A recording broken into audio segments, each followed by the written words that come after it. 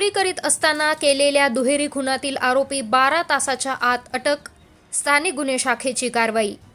Police Thane Renapur हद्दीतील मौजे गरसोळी गावातील शेतामध्ये राहत असलेल्या घरातील वयोवृद्ध दाम्पत्याच्या चोरी करीत असताना विरोध केल्याने कातळे दाम्पत्याचा खून करून महिलेच्या अंगावरील सोन्याचे दागिने चोरल्याची घटना घडली होती.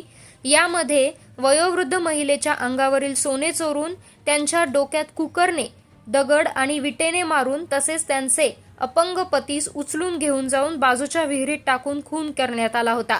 पोलीस ठाणे रेणापूर येथे अज्ञात आरोपी विरुद्ध गुन्हा दाखल करण्यात आला होता.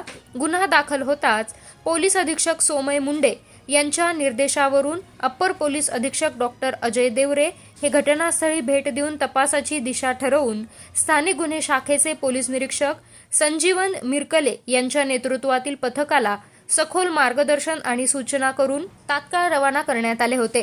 पथकाने गोपनीय बातमीदार नेमून शास्त्रोक्त पद्धतीने तपासाला सुरुवात केली. पथकाने गोपनीय बातमीदाराकडून मिळालेल्या माहितीचे विश्लेषण करून आटोकाट प्रयत्न करत वयोवृद्ध कातळे दाम्पत्याच्या मारेकऱ्यांचा शोध घेतला.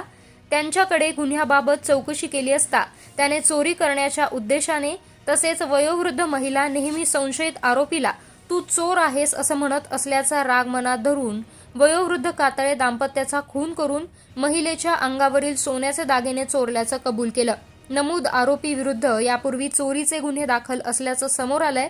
गुन्ह्याचा पुढील तपास रेणापूर पोलीस स्टेशनचे पोलीस निरीक्षक निकम हे करतायत.